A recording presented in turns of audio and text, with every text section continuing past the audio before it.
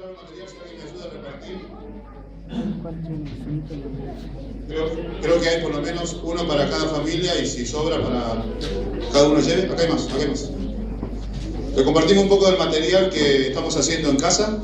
Tenemos una mini imprenta. No es con PowerPoint, Lo que recibieron es esto. Esta es mía, por eso es así bonita.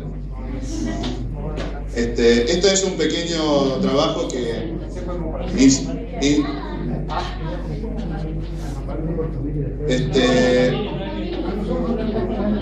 alcanza para todo.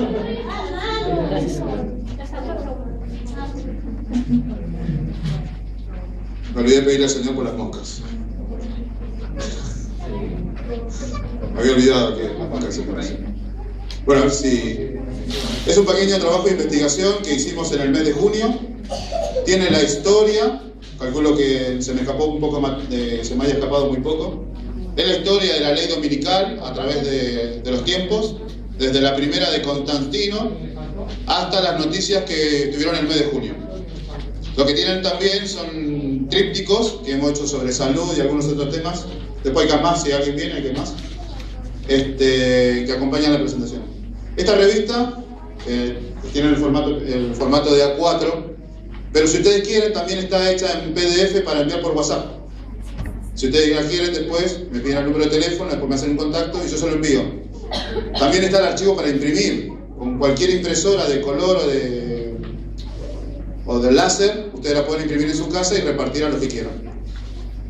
Nosotros, en lo que vamos a hablar hoy, tiene muy poco de lo que está adentro porque ustedes no tienen material. Entonces, hice un tema de la ley dominical visto desde otro punto de vista. Vamos a ver un poco más de repaso de historia y qué es lo que mueve a la ley dominical, propiamente. Porque nosotros las noticias, les pido un poquito de atención, las noticias vuelan por WhatsApp. Ustedes permanentemente están recibiendo noticias. Pero hay algo que nos está funcionando detrás de bambalinas, como se decía antes, o bajo la mesa, que por ahí no tenemos ese concepto. Yo les pido que se abrochen el cinturón de seguridad, vamos a ir un poco rápido, y que presten atención. También les voy a robar otra cosa, que si hay alguna pregunta, esperen hasta el final, porque creo que no se me escapó nada. Entonces podemos llegar hasta el final y pueden ustedes sacar una conclusión.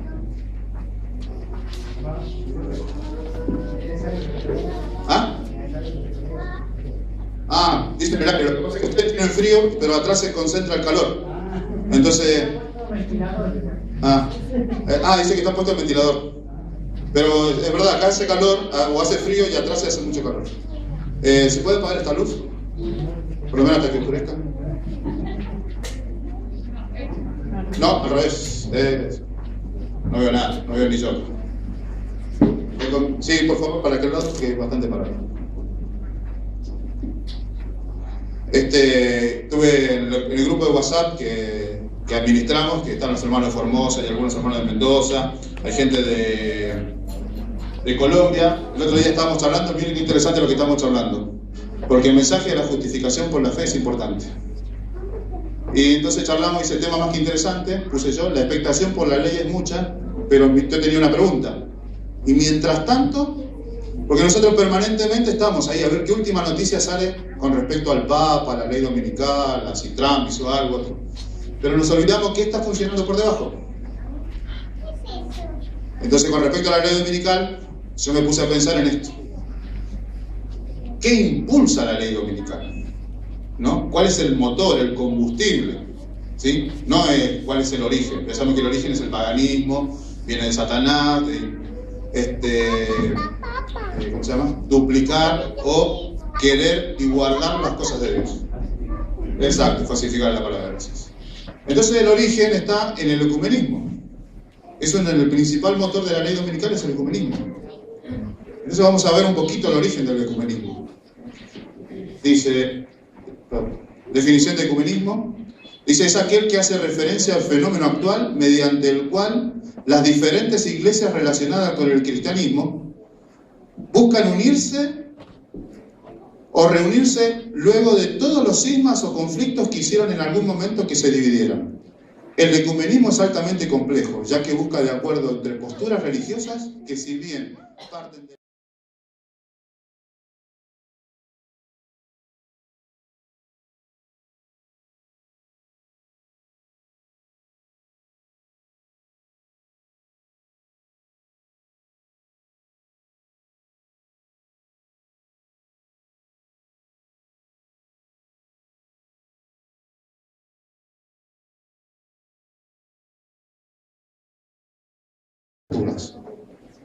¿Le suena eso a lo que está sucediendo ahora? ¿Sí? Dice, frente a la existencia de una entidad divina. Curiosa definición de Dios. Es un algo que gobierna. No importa. Como funcionan entre diversas religiones, no pueden decir Dios, porque algunos lo llaman Dios, otros lo llaman Alá, otro es Buda, otro es Vishnu, pero todos tienen que estar de acuerdo. Una frase. Miren, lean bien este texto bíblico. ¿Tiene algún error?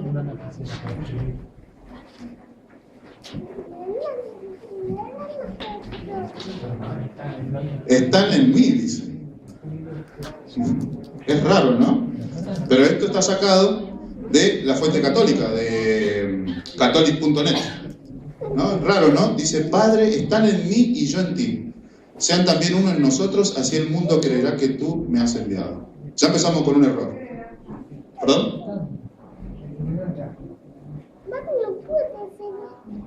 Ahí está la página original, catholic.net. Dice, el movimiento ecuménico comenzó oficialmente con el Congreso Misionero de Edimburgo, Escocia, en 1910. Muchos creemos, o tenemos la información de que es del Concilio Vaticano II. Pero ustedes miren de dónde viene.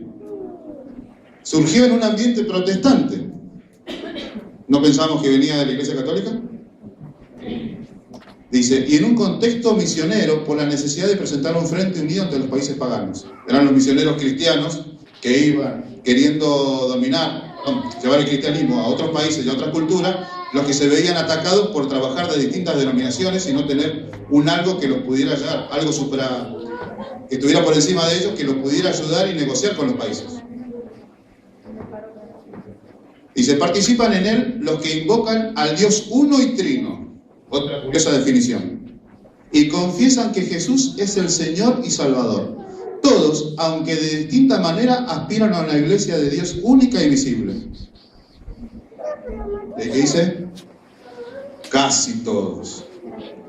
Porque no todos tienen ese mismo fin. No todos quieren unirse, pero no se pueden quedar afuera. Dice, Carlos Bren, acá vamos a ver a dos de los principales impulsores. Episcopaliano, no era católico. Canadiense, en 1997 reunió en Lausana, Suiza, una conferencia que dio origen al movimiento de fe y constitución. Su objetivo era unificar la doctrina. Nathan Söderblom, obispo luterano de Uppsala, Suecia, trató de enfocar la unidad de los cristianos bajo el aspecto práctico y no doctrinal. Lo quisieron atacar desde las dos aristas principales. Uno quería la doctrina y el otro quería lo práctico. Dice, buscaba la colaboración de las actividades prácticas como camino para llegar a la unidad. En 1925 fundó el movimiento Vida de Acción. Ecumenismo católico. Preocupada por la división de los cristianos, la Iglesia Católica continúa el movimiento ecuménico a través de distintas acciones. Organiza encuentros llamados los Diálogos de Malinas, donde un cardenal, Meiser, arzobispo de Malina, primado de Bélgica, y los anglicanos empezaron las comunicaciones. En 1930, el padre José Metzger fundó la asociación Una Sancta, con el objetivo de fomentar el ecumenismo. El padre Watson, un protestante convertido al catolicismo, fundó el Octaviario. ¿Le suena a ustedes el Octaviario? 8 días, octavo día. ¿Le suena? Sí, hay canciones de Shakira, hay muchos que hablan del octavo día. Incluso el papado también. Ellos hablan del domingo como octavo día, estar por encima del día del Señor. Octaviario, que consiste en dedicar cada año 8 días de oraciones y estudio a favor de la unión de los cristianos, que se hace cada enero del 18 al 25. Y miren lo que dice: este octaviario actualmente ha adquirido dimensiones mundiales. No solo quedó en la práctica de los protestantes y los ecuménicos, sino que ya se desparramó por todas las religiones y a través del mundo. Miren otra cosa, más contemporánea. La costumbre de Juan Pablo II de orar en común en todos sus viajes con los representantes de los hermanos separados. Y esto es donde nos empieza a tocar de cerca. La asistencia de observadores de las iglesias anglicana, luterana, reformada, metodista, cuáquera. ¿Ustedes pensaban que los cuáqueros estaban metidos en el ecumenismo? Y otras, al Concilio Vaticano II. Buscando así, estaba viendo un video y encontré, si alguno escuchó, es un hombre, ya tiene como 90 años, se llama Pedro Romaniuk. Es un científico independiente y nombraba que dice que Argentina estaba colonizada por un montón de religiones. Entonces buscando, empecé a buscar y encontré esto, miren, de abril del 2006. Dice: la fe de los argentinos, el explosivo aumento de la diversidad religiosa. En los últimos 15 años, o sea, 2006 hacia atrás, se registraron 900 nuevos cultos. Dice, vamos a seguir porque esto es el registro de cultos, es donde cada iglesia que quiere tener una personalidad jurídica debe presentar su fe. Dice, un fichero en el que vale aclarar, solo deben inscribirse los cultos no católicos. Se anotaban 3.634 entidades religiosas y casi 1.000 más que en 1990. Un 75% son evangélicas. Sumaron unos 700 más que hace 15 años.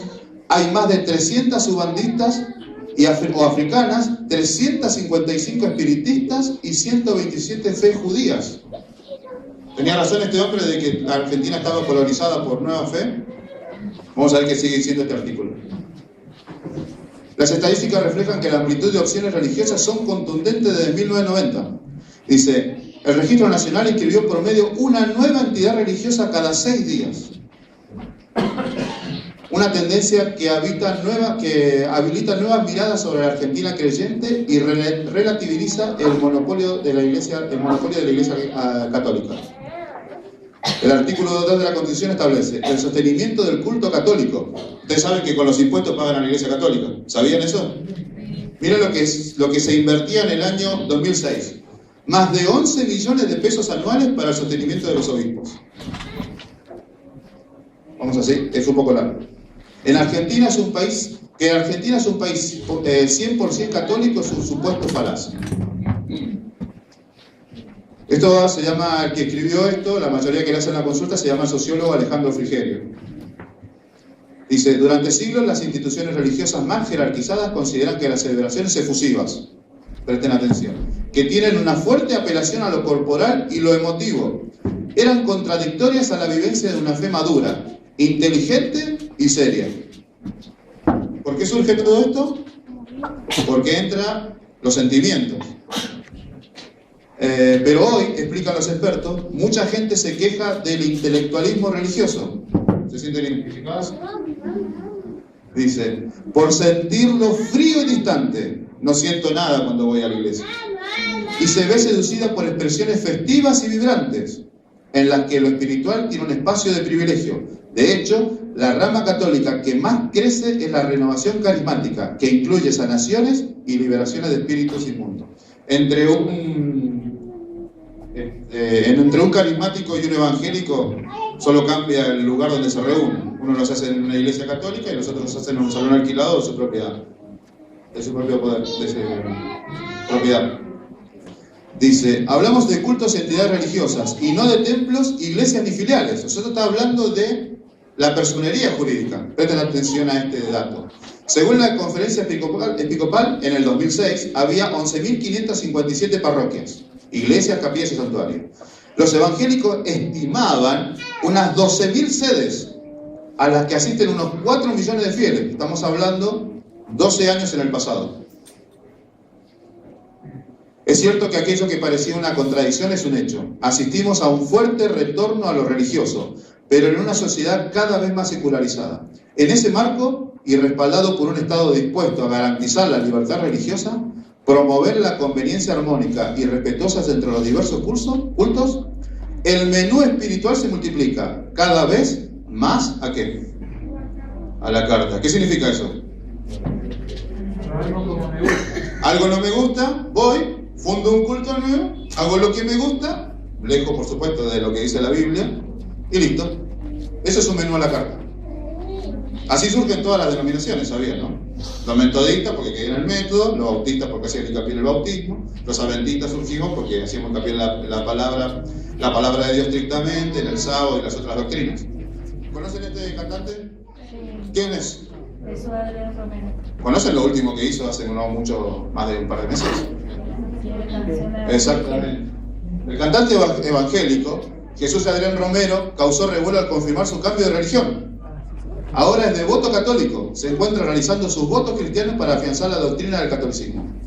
Sorprendió en las redes sociales por una frase de San Agustín, además de confesar que admiraba el canto gregoriano, vitrales de Iglesia Católica, y lo que terminó de afianzar su transformación fue la publicación en la que dice: los católicos no adoramos imágenes.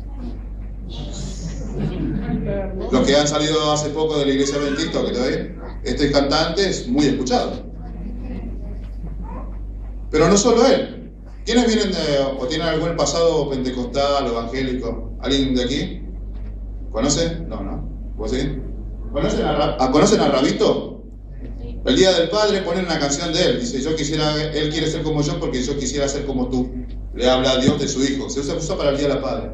Bueno, Rabito, miren lo que dice: hemos platicado entre el gremio de cantantes evangélicos que este cambio reafirma nuestra fe y hace en un tiempo preciso para la renovación del espíritu, dijo Rabito a los periodistas. Este cantante es muy popular en las iglesias evangélicas, Rabito. Yo le digo porque trabajé en una radio evangélica mucho tiempo y poníamos sus cassettes permanentemente. Gremio de cantantes. Sí, él recibió un Grammy por un disco. Esta circuló hace poco. ¿La vieron? ¿No? Presten atención, después le voy a hablar de este hombre. Pero aquí tenemos, dice: la Iglesia Cristiana Unidas en Navidad. El culto ecuménico, ya no está bajo la mesa, grabado en Mestre y transmitido por Eurovisión. Esto es antes de fin de año. Acá tenemos algunos de los evangélicos o del mundo cristiano que promueven el ecumenismo. Tenemos a Marcos Witt, Jesús Adrián Romero, Caso Luna. Este es un pastor que no recuerdo el nombre, es de Colombia. Dante Gebel. Este hombre es de México o está en el sur de Estados Unidos, no recuerdo. Y este es Luis Palou. Todos dicen que el Papa, alaban al Papa, hay que volver al Papa, es lo mejor que sucedió. Lo pueden buscar en YouTube. Esta es la portada de un video que se llama 7 artistas evangélicos que apoyan el ecumenismo. ¿Esta noticia la vieron? La CGT viaja a ver al Papa con la agenda de la reforma laboral. Acá dice hace 16 horas, pero en realidad fue en el mes de noviembre. Resulta que no solo fue la CGT argentina, sino que el Papa convocó a los gremios de todo el mundo. Se reunieron en el Vaticano en el mes de noviembre, creo 15 de noviembre. Vamos a ver quién más va a ver al Papa.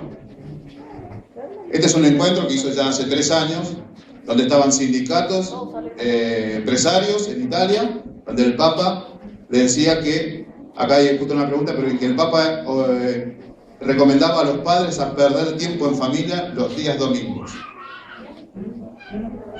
Vamos a ver con quién más se junta el Papa. ¿Alguien que sepa inglés, que quiera traducir? Dice: ¿por qué el Papa Francisco se reúne con algunos de los CEOs o los administradores de las empresas tecnológicas? 30 de agosto del 2016. ¿Quién es este muchacho? Facebook, el dueño de Facebook. Dice Mark Zuckerberg. El Papa Francisco se reúne con el fundador y CEO de Facebook, Mark Zuckerberg, el 29 de agosto en el Vaticano. Zuckerberg fue con su esposa Priscilla Chan y estrecharon manos con el Papa después de sentarse para charlar. ¿Quién más lo fue a ver? ¿Conocen quién es este hombre?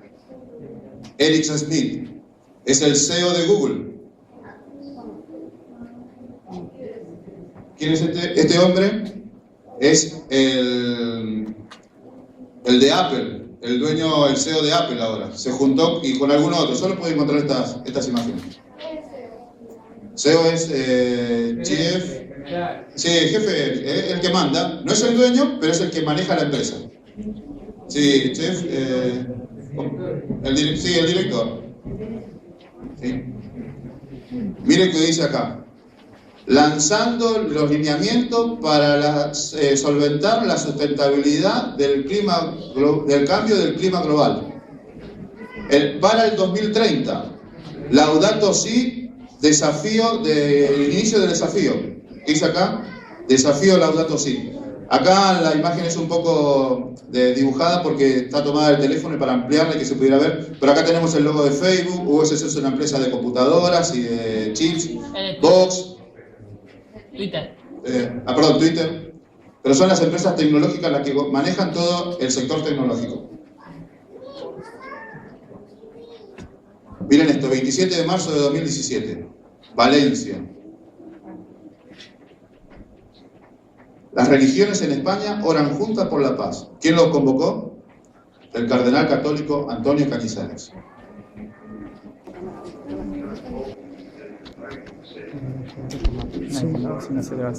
Mirarnos los ojos del otro para mirar más profundamente y reconocer la belleza de Dios en todos los seres humanos. Está leyendo si prestan atención a los ojos. Medio robot. Nuestro consejo es entablar amistad entre fieles de todas las religiones. Porque la vida religiosa creció muchísimo. Fue nuestra vocación religiosa la que propició que no importa el lado de la montaña por el que subas, para llegar al mismo tiempo. Por eso la gente necesita ser amigos. ¿Ustedes piensan que él quiere ser nuestro amigo? Sin centrarse en la búsqueda de diferencias entre grupos religiosos. Arriba te dice el título que... Sí. A través del contacto personal y de la amistad personal. El Dalai Lama, ¿lo conocen? ¿Conocen lo que pasó acá hace muchos años que vinieron a filmar 7 años en el Tíbet? ¿Conocen a Ravi Shankar? Tenemos que reunirnos y conocernos, descubrir e investigar los puntos que tenemos en común. ¿No dice Elena de White, se unirán en puntos comunes de doctrina? Esta es una arzobispa sueca. Así comienza el proceso en el que desaparecen los prejuicios. Nuevas perspectivas se crean y básicamente nace la esperanza. No es difícil. Le diría a todo el mundo, empieza compartiendo todo lo que compartimos, que es placer de la conversación. ¿No le suena, Bullón? Una de las mejores cosas que es pasar tiempo con personas totalmente diferentes. Y a ti es descubrir las cosas que tenéis en común. Los mismos miedos, las mismas esperanzas, las mismas preocupaciones. Una mujer, creo que lo simplificaré. Probablemente sea el momento de hablar menos y escuchar más. Hindú, que la amistad universal sea con ustedes. Bueno, y solo es un pequeño muestreo de todas las entidades religiosas que están representadas en este, que se llama Hacer Amigos. Sí, tenés que sacarlo de acá de la computadora. Sí. En la mía yo lo desenchufo y listo. Porque ya lo tenés configurado. Sí. Padre amado que estás en el cielo, Señor, si es tu voluntad, te rogamos, Señor, que nos acompañe, que podamos, Señor, ver esto que has preparado para nosotros. No lo vemos en nosotros, Señor, hemos trabajado para llevar tu verdad, que tu pueblo pueda conocer, Señor, en los momentos que vivimos. Te rogamos tu bendición, que nos acompañes y que tomes verdaderamente el control de la tecnología. Te lo agradecemos por adelantado. En el precioso nombre de tu Hijo amado Jesús. Amén.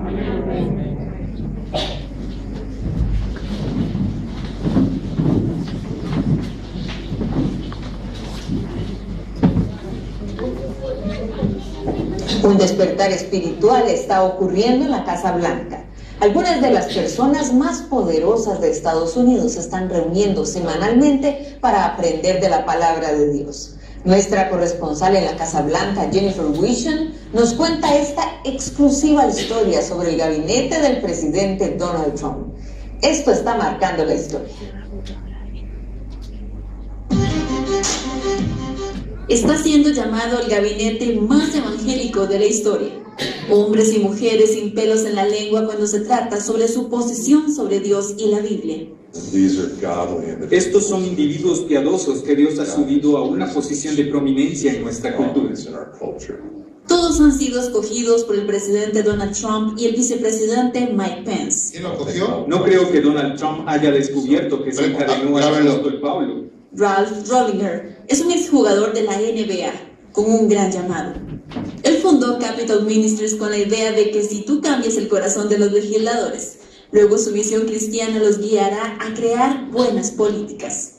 Él ha desarrollado estudios bíblicos en 40 capitolios estatales, ¿No es una nación enseña estudios protestante? semanales en la Cámara y el Senado, y ahora lidera cerca de una docena de miembros del gabinete presidencial con estudios semanales de la Biblia. El secretario de Salud Tom Price, el secretario de Energía Rick Perry, la secretaria de Educación Betsy DeVos y el director de la CIA Mike Pompeo son algunos de los que asisten a este estudio. Es el mejor estudio bíblico que he enseñado en mi vida. Son tan receptivos, son tan nobles, aprenden mucho. ¿Se ha hecho esto antes en un gabinete formalmente? No creo que haya habido un estudio bíblico en al menos 100 años. El fiscal general de Estados Unidos, 100 Jeff años. Sessions, también así. Vayan tomando estos datos. Al igual que Jeff Sessions, él saldrá el mismo día en que le enseñe algo y lo veré hacerlo en cámara y solo pienso, wow, estos chicos son fieles, disponibles, enseñables. Les va a enseñar a hacer algo y lo tiene que hacer en cámara. Sigamos, por favor. Lo tenés para pasar ahí. Ah, ¿ya está? Ya está. Debería. No, negativo. No. Depende de ustedes. Ponete. Presten atención a este video. Está tapado acá para que no se ubiquen, pero esto tiene una fecha que ya lo voy a arreglar. Los cristianos evangélicos conservadores se han puesto en marcha.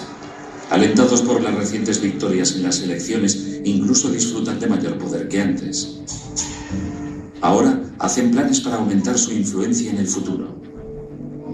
Una nueva y bien conectada universidad privada cerca de la capital de la nación provee la mano de obra para que eso ocurra. El centro acoge a los hijos e hijas más brillantes de los cristianos del centro de Estados Unidos y les prepara para el combate político. Los políticos son la clave. Si tienes a la gente adecuada, podrás cambiar el funcionamiento de la nación. En solo 5 años ya hay alguno trabajando en la Casa Blanca, en la oficina de Capitol Row. Algunos trabajan en el Capitolio para los congresistas y los senadores. Eso es magnífico. Los evangélicos dicen que esperan que este centro forme a los soldados civiles necesarios para transformar la nación. El futuro ejército de Dios. Los cachorros de la Casa Blanca. Es el día de la graduación. El colegio universitario Patrick Henry se prepara para celebrar el acontecimiento.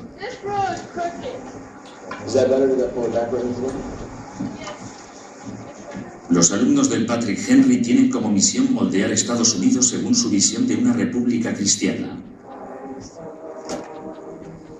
Lo cierto es que la gran mayoría de líderes políticos y sociales provienen de colegios de élite.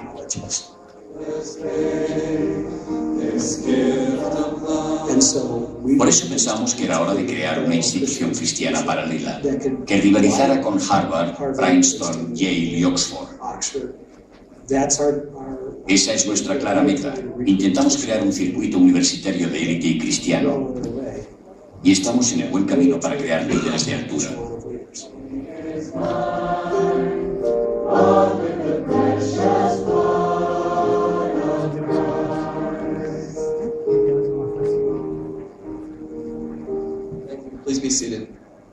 El colegio Patrick Henry es el sueño de su fundador y presidente, Michael Farris. Ferviente defensor del movimiento de escolarización doméstica, Farris quería reinventar lo que la educación cristiana podía conseguir. Tuvo una visión: construir un colegio universitario que instruyera a jóvenes cristianos en el arte de la política e inculcarles la dureza y disciplina necesarias para liderar el mundo. Obtuvo el apoyo de poderosos financieros de los círculos políticos evangélicos y así nació el Colegio Patrick Henry, libre de deudas y a una hora de la ciudad de Washington. Libre de deudas.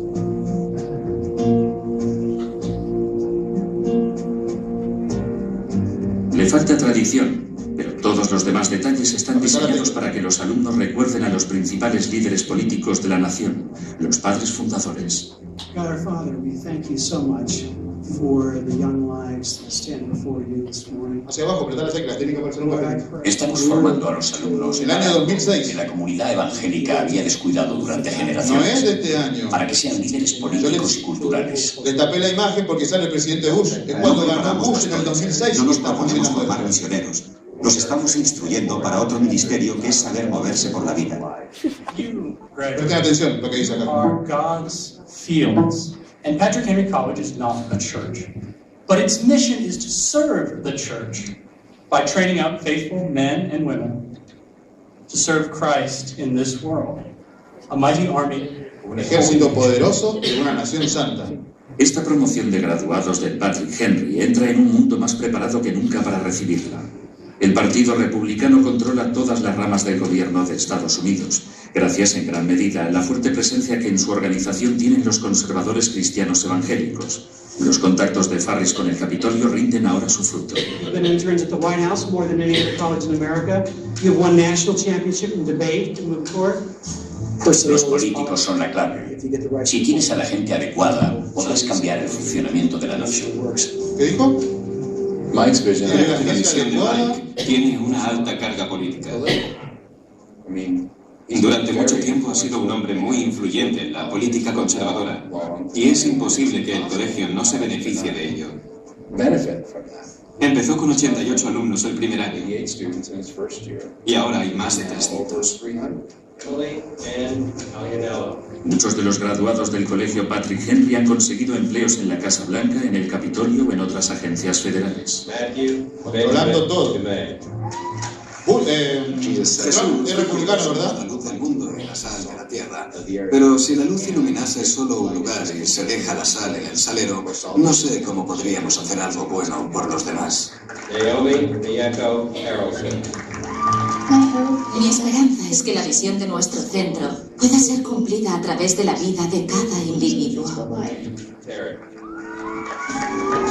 Voy a ingresar en la Casa Blanca, pero estaré contenta en cualquier lugar mientras sirva a nuestro país y a Dios.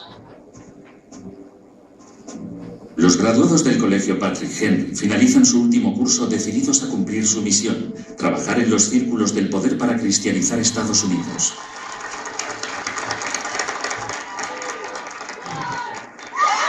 Estos son los primeros 4 minutos del video. ¿Sí? Ayer les conté que le quería pasar algo cuando hablábamos de la educación en casa, y era que todos esos alumnos fueron educados en su propia casa. Ninguno de ellos asistió a una escuela. ¿Por qué? Porque los padres evangélicos no quieren que se contaminen con el sistema. Después, al final, si hay dura un minuto, después se los muestro. ¿Anda esto ahora? Ya está.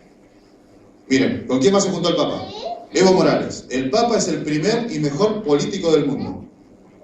El Papa Francisco es el mejor político del mundo y su prédica está cerca del socialismo, dijo el presidente Evo Morales. El viernes, poco antes de que el pontífice concluyera su visita de casi 3 días en Bolivia. Esto es 2014, si no me falla.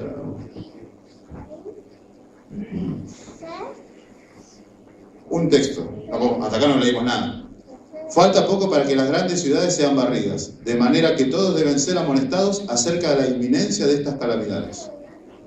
Cuando el Estado haga uso de su poder para poner en vigor los decretos y sostener a las instituciones de la Iglesia, entonces la protestante Norteamérica habrá formado una imagen del papado y habrá una apostasía nacional que solo concluirá en la ruina nacional. ¿Hasta ahora viene dándose esto? Se vino formando, ¿no? Vimos 2006, ya habían egresado, por lo menos, ya se habían egresado, sí, por lo menos había 4 años de estudios. Sí. Disculpa, hermano, pero creo que el año pasado salió una noticia con respecto a eso de la formación de la imagen. Ahora llegamos. Perdón. Ya llegamos. Les dije, esperen hasta el final porque no hagan conclusiones antes de tiempo. ¿Se acuerdan de esto? G77. ¿Qué dice? Hacia un nuevo. Ahí la tenemos a nuestra ex amada presidenta Cristina.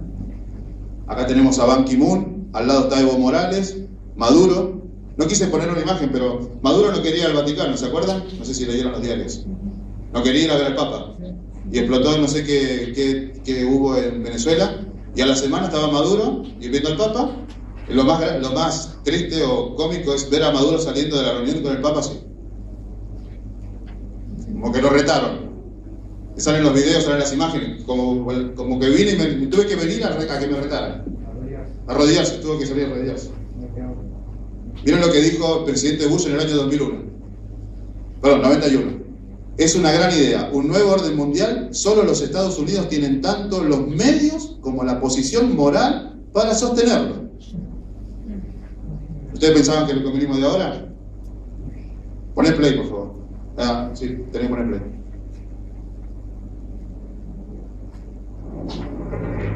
Un minuto, espera. Out of these troubled times, a new world order can emerge, a new era. Un nuevo orden mundial. We needed a new world order. Global governance and A new world order.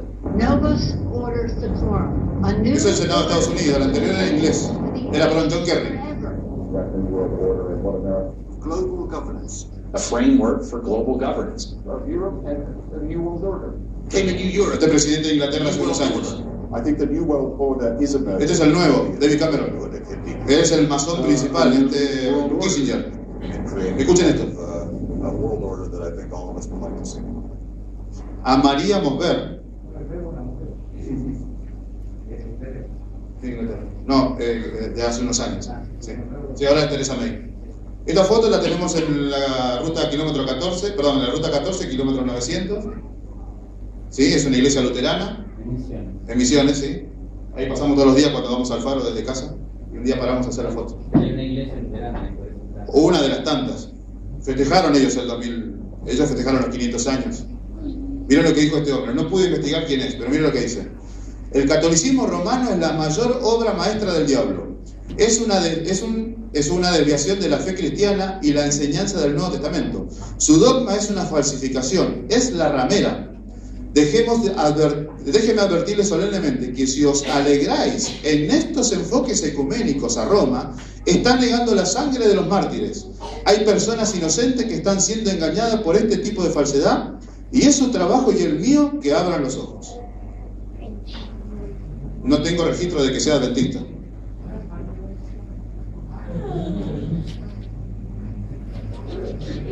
Creo que hay un video también.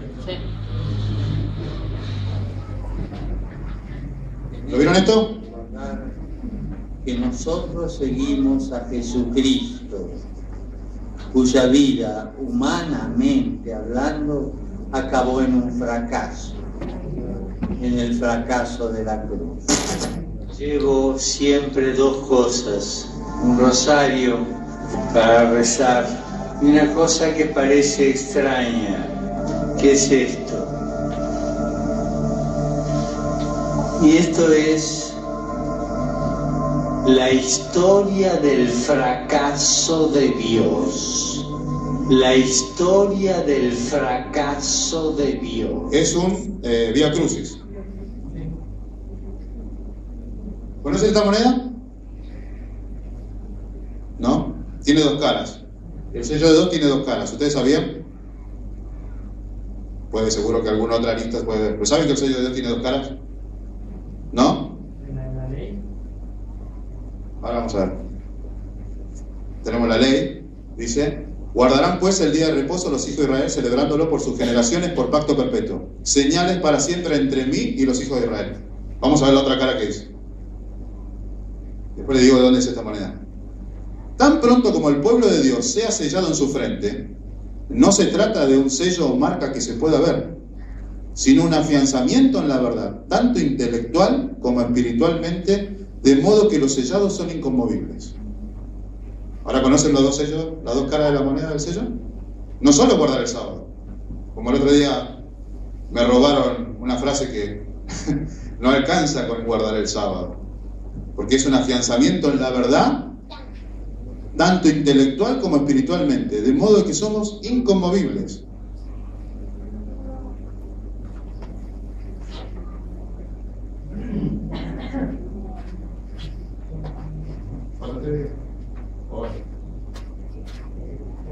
Cuando usted me diga. Esta moneda se le regaló el representante de la iglesia adventista, Bert B. Beach, se la regaló al Papa Pablo VI en los años 80. Bueno, el dinero de los que en ese momento eran diezmaban. Miren lo que dice, no era una nación protestante, mandó a estudiar a sus ministros, ¿sí? Es republicano. Miren lo que dice acá, un día antes de las elecciones. Mi gobierno estará, ¿dónde? Del lado de los católicos estadounidenses. ¿Qué dice acá? No es error de traducción, ¿eh? ¿Qué dice acá? Hizo la alianza para poder ganar y en la última noche antes de las elecciones hizo esto. Miren lo que dice acá. Voy a deshacer totalmente y destruir la enmienda Johnson. ¿Saben lo que es la enmienda Johnson? La enmienda Johnson surgió en los años 50 para que aquellas instituciones religiosas recibieran dinero del Estado. Tenía una cláusula mordaza. No podían hablar ni a favor ni en contra de uno o varios o cualquiera de los políticos que estuvieran al mando de la nación. Y eso garantizaba separación, muro y Estado. Miren lo que dice acá. Esto es religión y Estado. Iglesia y Estado. Trump quiere derribar un muro entre la Iglesia y Estado. Son varias noticias. Donald Trump quiere derribar una barrera entre Iglesia y Estado. Aquí tenemos una imagen. ¿Se acuerdan de esta foto? ¿Qué sucedió acá? ¿No iba a trabajar con los católicos? ¿No mandó a estudiar la iglesia cristiana? ¿Y acá se reúne con quién? Todos los líderes evangélicos. ¿Y qué firmó acá? El domingo, un día de oración. Después del huracán. ¿Qué dice la mensajera? El protestantismo extenderá la mano de camaradería al poder romano. Luego se decretará una ley contra el día de reposo de la creación de Dios.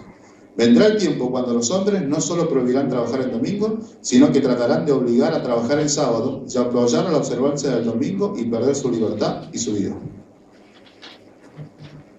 Vamos a ver, porque la América protestante incluye a algunos también. ¿Vieron esta foto? 2016 también es. ¿Conocen a este caballero? Presten atención. No, quédense tranquilo que hay una foto de 4x4. Están todos los representantes religiosos en el Vaticano. Acá está, dice, 2 prominentes ministerios lideran a cristianos basados en Fort Worth, Texas, una delegación de cristianos evangélicos para liderar en Roma la reunión privada con el Papa Francisco. Acá tenemos a, ¿cómo se llamaba este? Tony Palmer, que después falleció. Este hombre, ¿sí? Es uno de los telepredicadores más millonarios de Estados Unidos. Todos ellos son telepredicadores, la mayoría. Tiene un avión privado, tiene una pista de aterrizaje en su casa, tiene una mansión, tiene no sé cuántos empleados, y una iglesia de las mega iglesias. ¿Sí? ¿Hasta dónde pueden ustedes pensar que llegó el ecumenismo y la ley dominical? Vean ahí arriba. ¿Qué dice? Times of Israel. Limbach propone que los sábados y los domingos, un fin de semana de sábados y domingos. El ministro Silvan Shalom lidera una campaña desde el 2011 argumentando que necesitamos cuidar o agregarnos con la globalización. 30 de junio del 2014. Dice, de Bachit Yehuhi anuncia el domingo que va a enviar una proposición para extender los fines de semana pasando el sábado hasta el domingo. Bueno, hacemos una pausa para entregar el sábado y después continuamos. Gracias. Hasta las 11 no me voy, ¿Sigo? Bueno, gracias. Igual, sin la interrupción y los contratiempos que hemos tenido, no duraba más de 1 hora y moneditas. Pero vamos a profundizar. ¿Ya está esto? Necesito que le den play, por favor. Acá. ¿Se acuerdan del caballero moreno alto? Mira, estrechando alegremente la mano de la bestia, o el representante. Miren, feminismo, es un fragmento de la foto anterior, ¿no? O una posterior a esa foto. Ahí lo tenemos con un monje sintoísta. Este es el caballero. Se llama... A ver si está por acá... Ganoupe Diop. Ganoupe. Él, en esta época, miren, Adventist World, julio de 2009. Miren lo que dice aquí. Los líderes de la iglesia adventista dicen que... de dos conferencias que...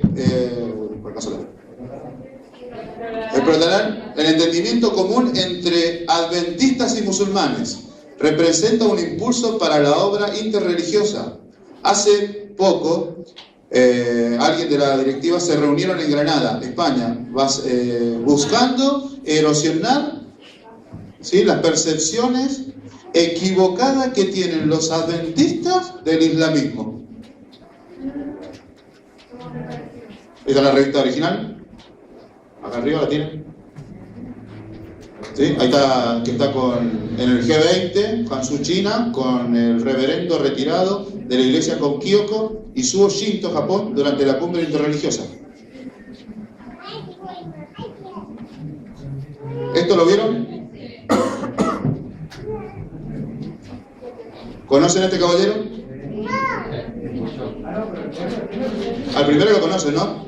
Saben que estas grillas se arman por importancia. O sea que este hombre está en el cuarto lugar en importancia, o la cabeza de la segunda fila. Ponle play, por favor. Gracias por la unción de tu Espíritu Santo. Y la unción, Señor, porque es una unción y una gracia que das para pastorear iglesias grandes, gigantes, mega iglesias. La transfiero en el nombre de Jesús a Dante ahora mismo. Gracias.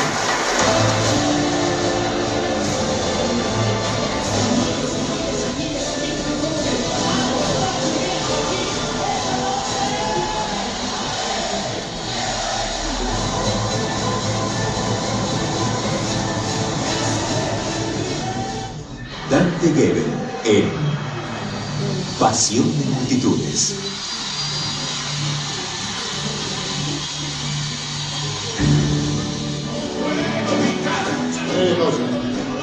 Bueno,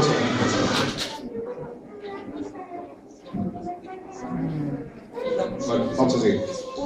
Dante Gebel, ¿sí?, es un pastor pentecostal, ¿sí?, que fue llamado por Robert Schuller de la Catedral de Cristal en Estados Unidos, el cual Robert Schuller es un humanista, ni siquiera cree en Dios, pero era el pastor de esa iglesia evangélica que tenía cerca de 5.000 butacas.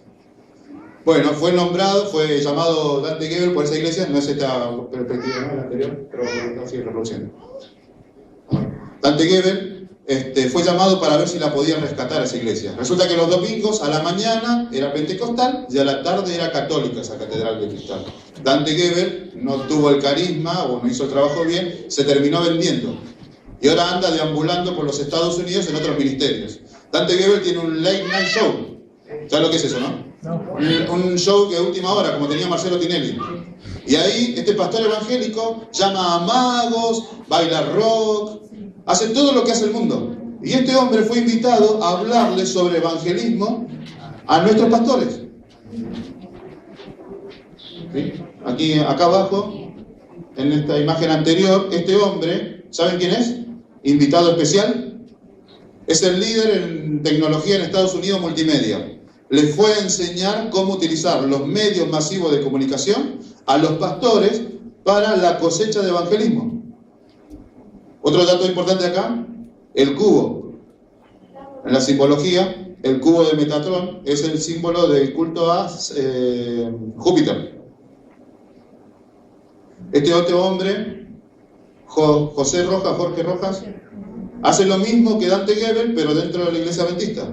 Acá tenemos algunos que vinieron al Congreso de Mendoza hace 3 años, donde fue una fiesta igual que la de Dante Gebel. Hubo fuegos artificiales, bandas de rock, batería, teatro. ¿Ahora? ¿Todo? ¿El año pasado? No, fuiste el 2016 o 2015. Ah. Sí. Ajá. Ah, sí. Sí, nosotros tuvimos un Camporí también en 2014 y también hicieron una representación. Bueno, ¿se acuerdan la foto de Italia? Miren. Luteranos, católicos, griegos, ortodoxos, anglicanos, adventistas, juntos para celebrar culto económico de Navidad en Eurovisión con motivo de los 500 años de la Reforma Protestante. Dice, alrededor de la Biblia, las tradiciones cristianas navideñas, la escena de la Natividad para católicos, el icono de la Natividad para los ortodoxos, el árbol decorado con ángeles y estrella para los protestantes. La singular, bueno, acá detallan. En el otro, no sé si lo puse, no, el otro decía una ceremonia rara. Miren, ¿se acuerdan la otra de la religión de España? Convocados por el cardenal católico Antonio Canizares, participaron líderes de España de la religión judía, musulmana, budista, hinduista, las confesiones adventista, ortodoxa y evangélica. ¿Qué tiene que hacer estas confesiones con el Papa? ¿Saben lo que es un silogismo? ¿No? Dice, si A se parece a B y B se parece a C, entonces A se parece a C. Eso por carácter transitivo se dice en matemática, o razón y proporción. A es a B como C es a D, por lo tanto es una igualdad. ¿Qué dice aquí?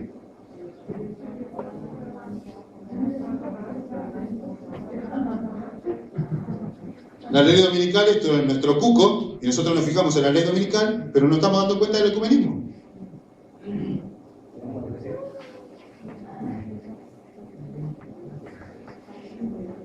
Y ahora vamos a entrar en una noticia que fue hace unos meses, no muy lejos, lo de Bolivia. Poné play, por favor.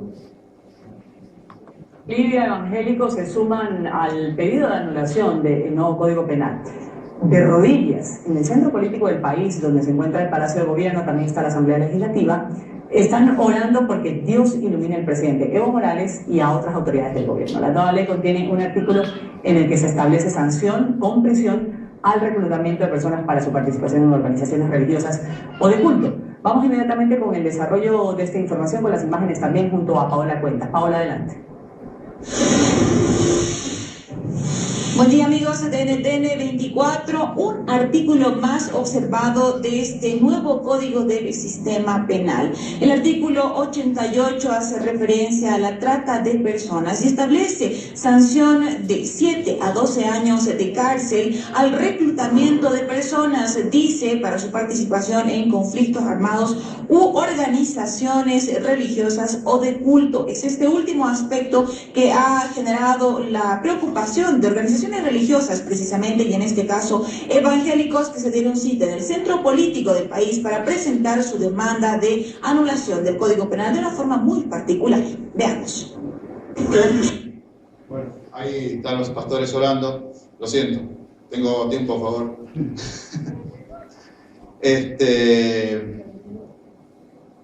¿Ustedes saben lo que es proselitismo? ¿Ustedes saben que todos ustedes son prosélitos? ¿Sí? Vamos a ver qué es el proselitismo para el Consejo Mundial de Iglesia. Ah, por cierto, Gallup Diop es el presidente actual, o tuvo hasta hace poco el presidente del Consejo Mundial de Iglesia, un adventista. Dice, empeño o afán con que una persona o una institución trata de convencer y ganar seguidores o partidarios para una causa o doctrina. Eso es lo que estaba prohibido por el artículo 88A del Código Penal de Bolivia. Dice, lo va a hacer rápido, dice. El proselitismo, según lo descrito en este artículo, está hablando del Consejo Mundial de Iglesias, está sustentado en la oposición a todo el esfuerzo ecuménico. ¿Lo entendieron? ¿No? El proselitismo, lo que ustedes hacen cuando le dan un estudio bíblico a alguien, está sustentado en la oposición al esfuerzo ecuménico. Ustedes están yendo en contra de la ley.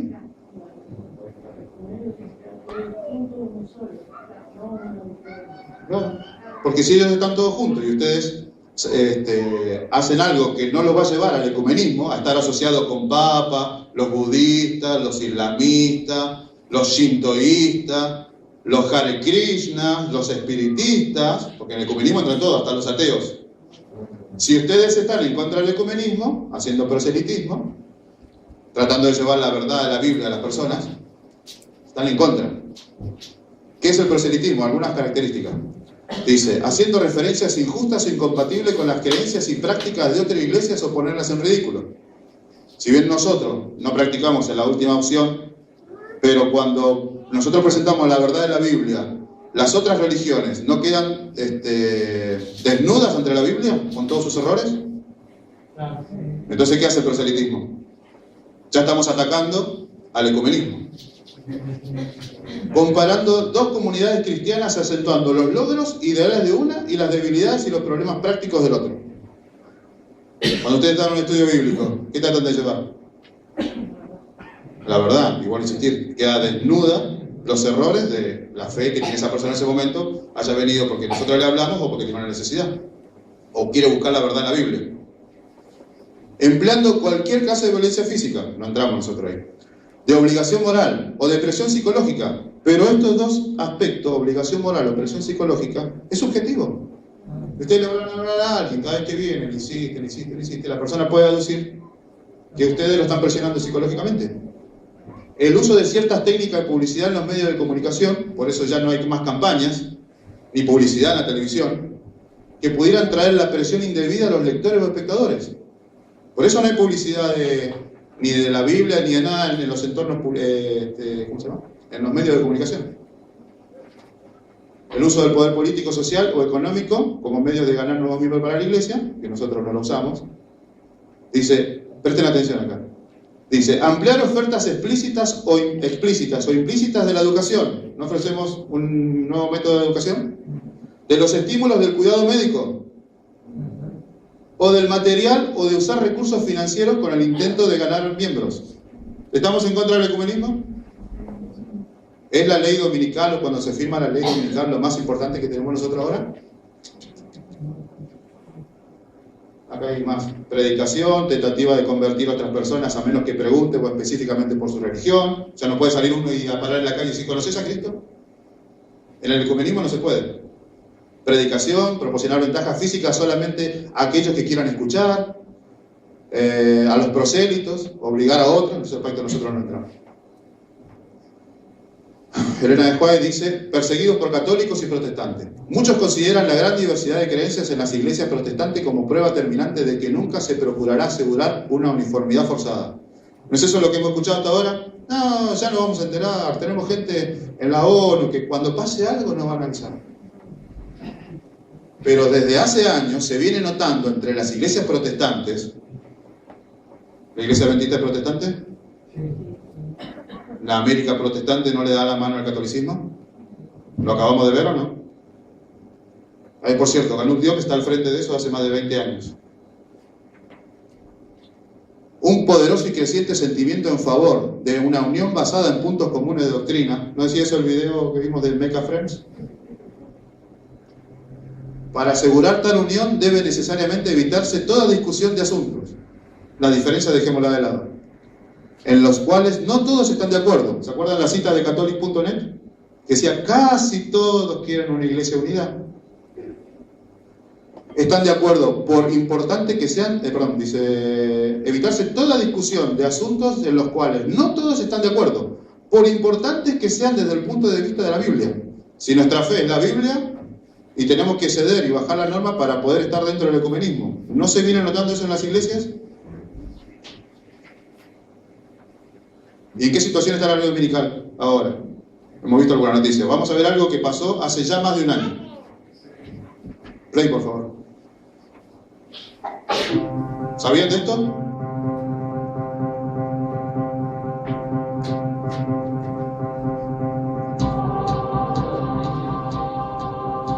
Lo que está sucediendo en la India estos últimos meses debería ponernos en estado de alerta a todos, pues representa el primer paso decisivo hacia un nuevo escenario que cambiará de forma radical nuestras vidas. Como la mayoría de ustedes ya sabrán, el gobierno de la India impulsó en los últimos meses un programa nacional para suprimir de golpe el uso de billetes de 500 y 1000 rupias, bajo el pretexto de luchar contra el dinero negro.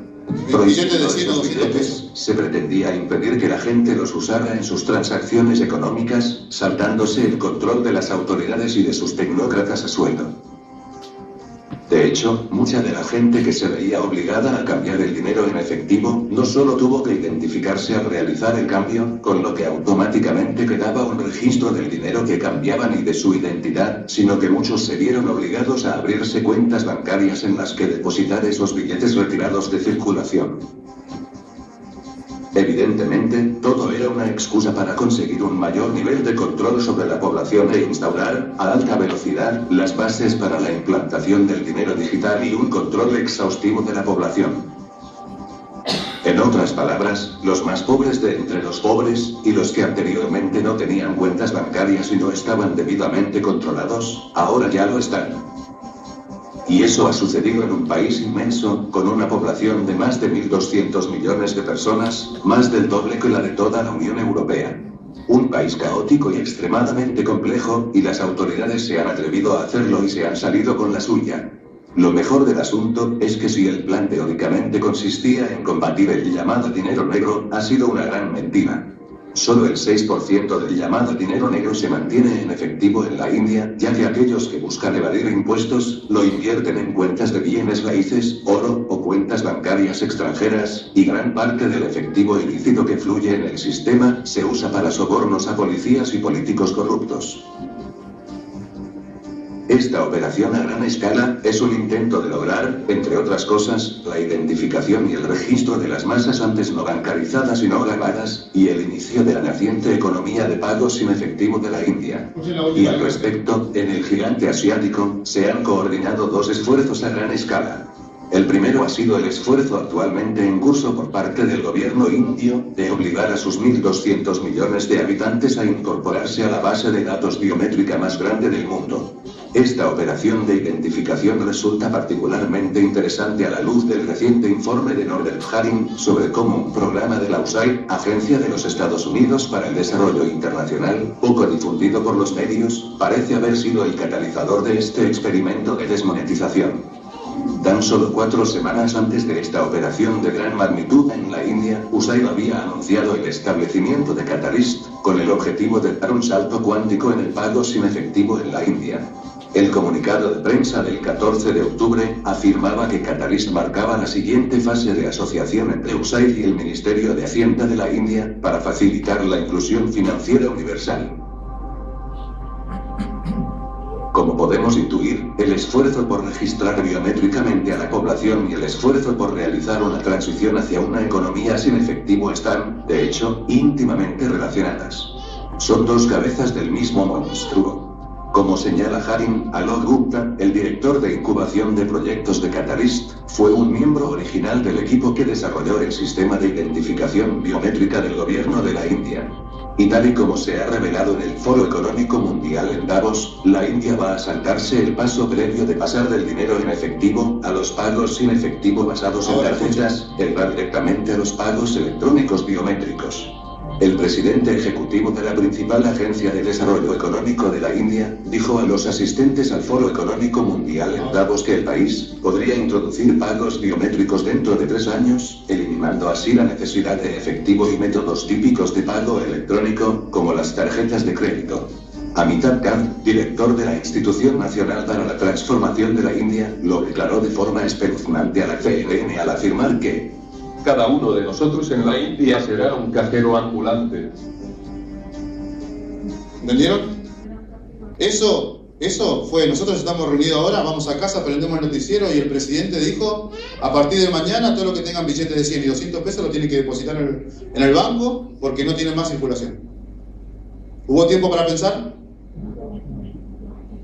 No hubo tiempo para pensar. Y ahí se generaron las colas, se tenían que ir como nosotros vamos a Lancet, ponemos el dedo, nos sacan una foto y ahí queda nuestra cuenta registrada.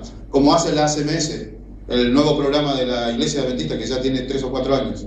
Si ustedes no tenían una foto de ustedes, una foto grupal, venga hermano, vamos a hacer una foto en la puerta. Chic, chic, chic, chic. Le enseñaban a los secretarios a cómo robar la foto de cada uno de los hermanos y identificarlo.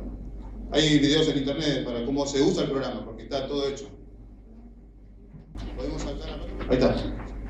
Yo lo había hecho originalmente con 2, pero escuchando lo que había...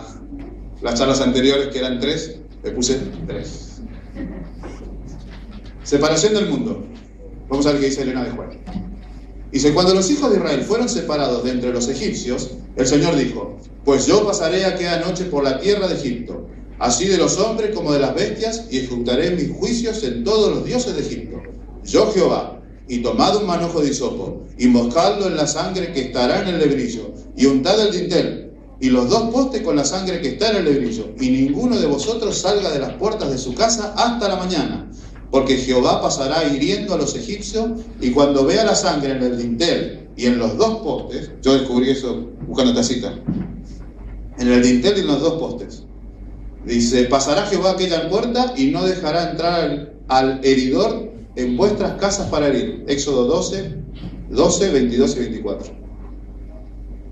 Guardaréis esto por estatuto para vosotros y para vuestros hijos para siempre.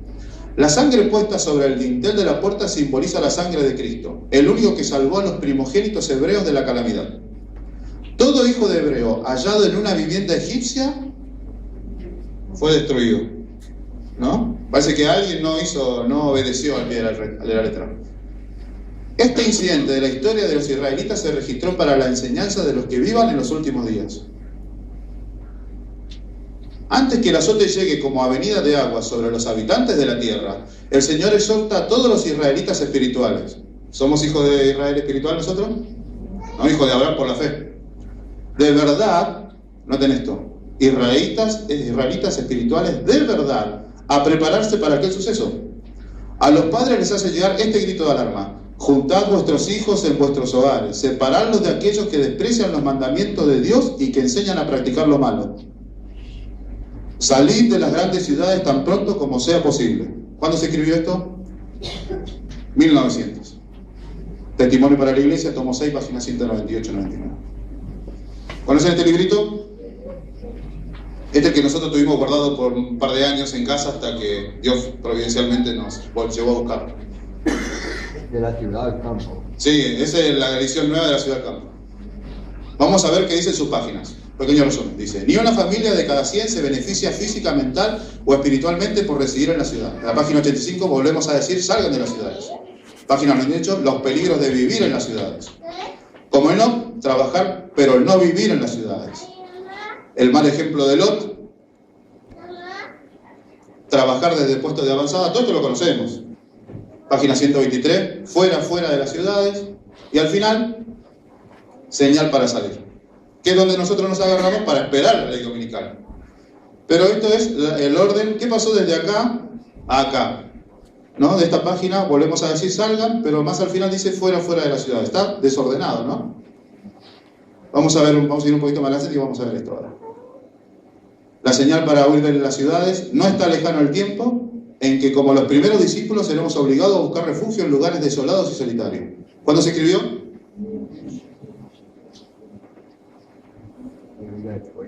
Acá dijimos, salid de las grandes ciudades tan pronto como sea posible.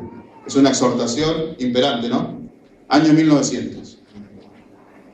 ¿Ustedes saben qué sucedió por ahí cerca de mitad de camino? 1888. Algo se estuvo hablando estos días. Congreso. Sucedieron 3 cosas.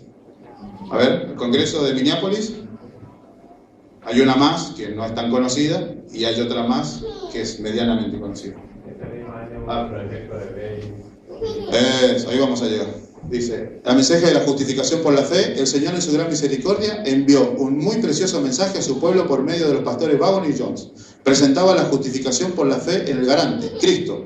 Invitaba al pueblo a recibir la justicia de Cristo, que se manifiesta en la obediencia a todos los mandamientos de Dios. Este es el mensaje que Dios ordenó que fuera dado al mundo.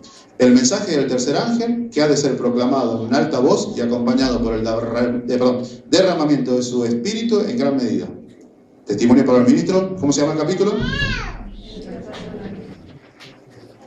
Una verdad que lleva a las credenciales divinas. El mensaje presente, la justificación por la fe, es un mensaje de Dios. Lleva las credenciales divinas porque su fruto es para santidad. Tememos que algunos que necesitan grandemente la preciosa verdad que fue presentada ante ellos no hayan recibido su beneficio. No abrieron la puerta de su corazón a Jesús para darle la bienvenida como a un huésped celestial y han sufrido una gran pérdida.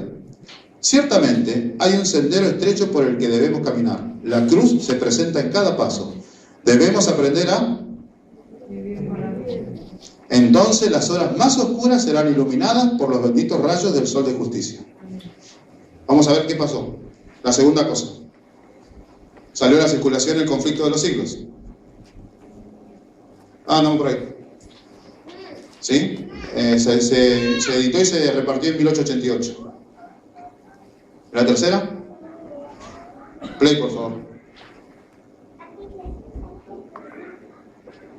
Cuando se formó la Alianza para el Día del Señor, el tema de las leyes dominicales despertaba a controversias. En mayo de 1888, el senador Henry Blair de Nueva Hampshire propuso legislación destinada a limitar las actividades seculares en domingo, dentro de, por supuesto, la jurisdicción del gobierno de Estados Unidos. El senador Blair dejó bien claro que el propósito de su proyecto de ley era preservar el primer día de la semana como día de reposo y observancia religiosa. La legislación fue enviada al Comité de Educación y Trabajo del Senado, del cual Blair era presidente. Entre los que presentaron objeciones a la legislación propuesta estuvo Alonzo T. Jones. ¿Me acompañan con esta aseveración?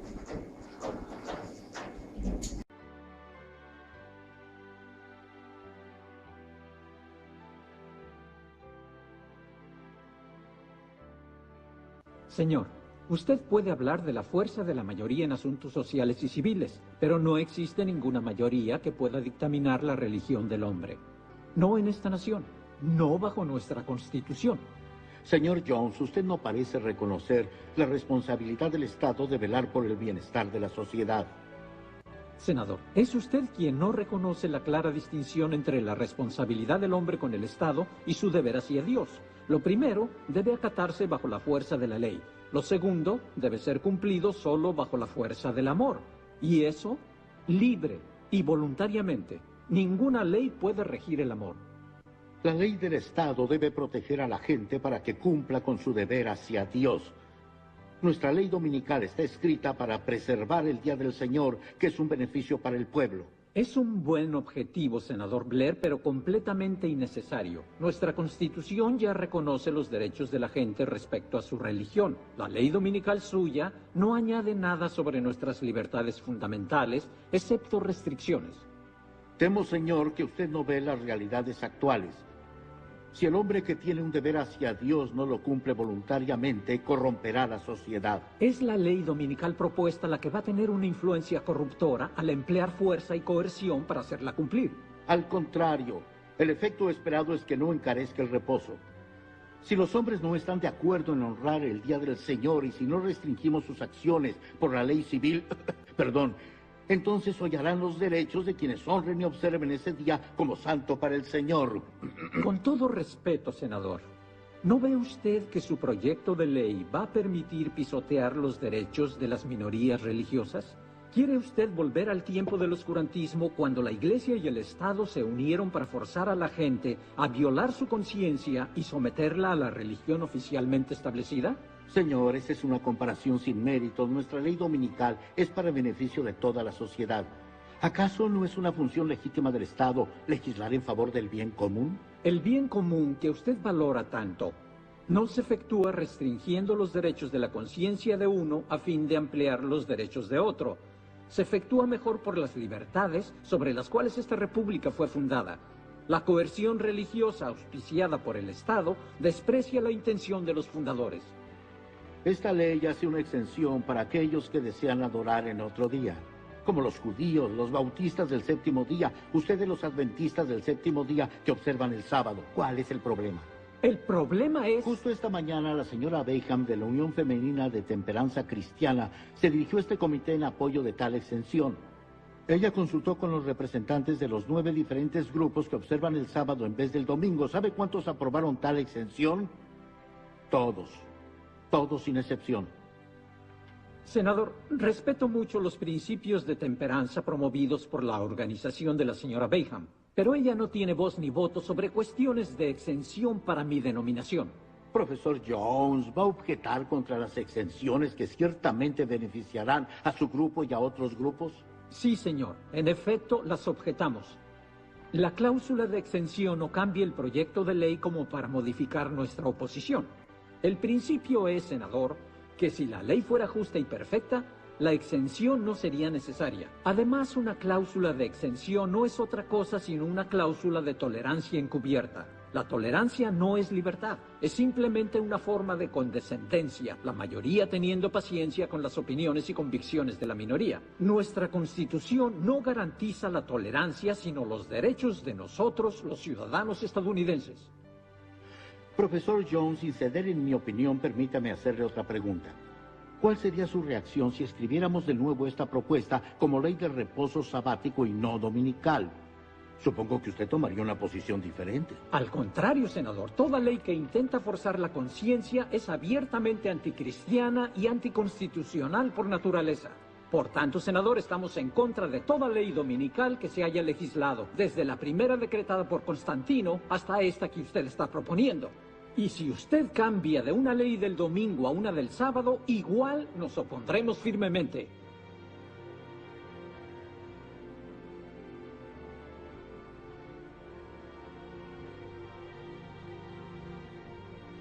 La ley propuesta por el senador Blair nunca trascendió su comité.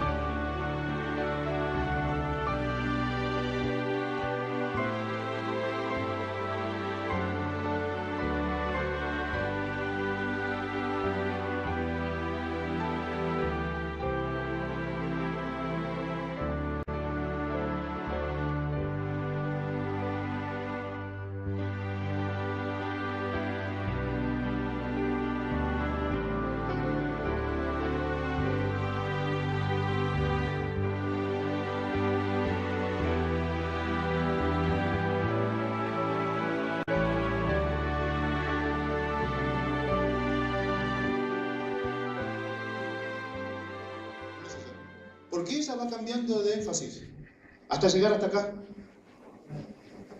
¿Por qué no escribió lo mismo allá que acá? Si no hay apuro.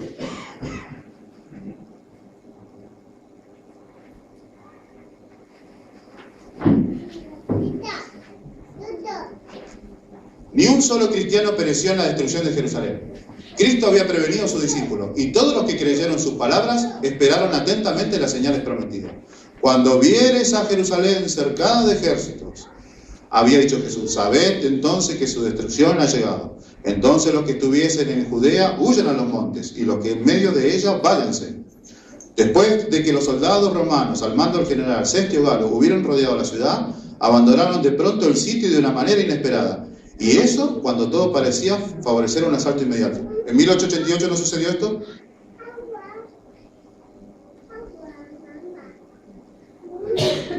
Perdida ya la esperanza de poder resistir al ataque, los sitiados estaban a punto de rendirse, cuando el general romano retiró sus fuerzas sin motivo aparente para ello.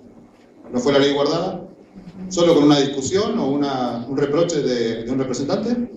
Empero la provisoria misericordia de Dios había dispuesto los acontecimientos para bien de los suyos. Ya estaba dada la señal a los cristianos, que aguardaban el cumplimiento de las palabras de Jesús, y en aquel momento se les ofrecía una oportunidad que debían aprovechar para huir, conforme a las indicaciones dadas por el Maestro.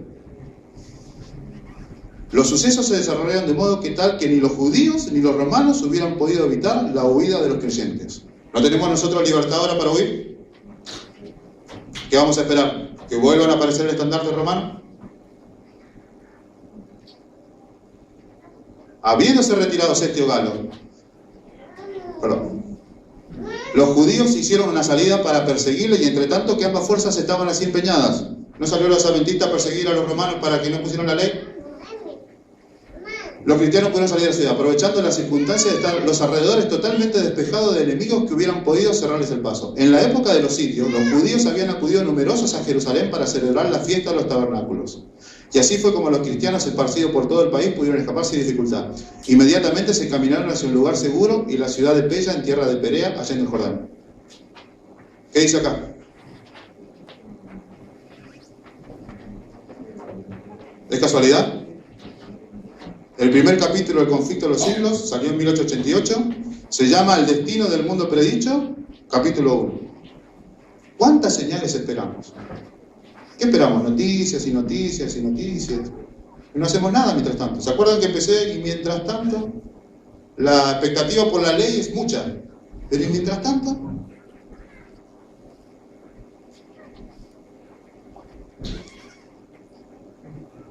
¿1885? La señal para salir. ¿1888? No, la ley dice, la señal para huir de la ciudad, no está lejano el tiempo en que como los primeros discípulos seremos obligados a buscar refugio en los lugares desolados y solitarios. 1885. ¿Habrán sido 3 años y medio después? El doble. ¿Habrán sido 3 años y medio después? ¿No es una fecha profética? ¿1260 días? No pude buscarlo, pero hubiera sido interesante. Los papistas pueden ver que los protestantes, ¿vimos los protestantes? Toda la América, se están engañando a sí mismos al cerrar voluntariamente los ojos ante los hechos del caso. A medida que gana terreno el movimiento en pro de la observancia obligatoria del domingo, ¿se cumplió? ¿Están trabajando en eso? Ellos se alegran en la seguridad de que ha de concluir por poner a todo el mundo protestante bajo el estandarte de Roma. La seguridad de que ha de concluir, o sea, no hay tiempo, es imposible ponerlo todo bajo el estandarte de Roma.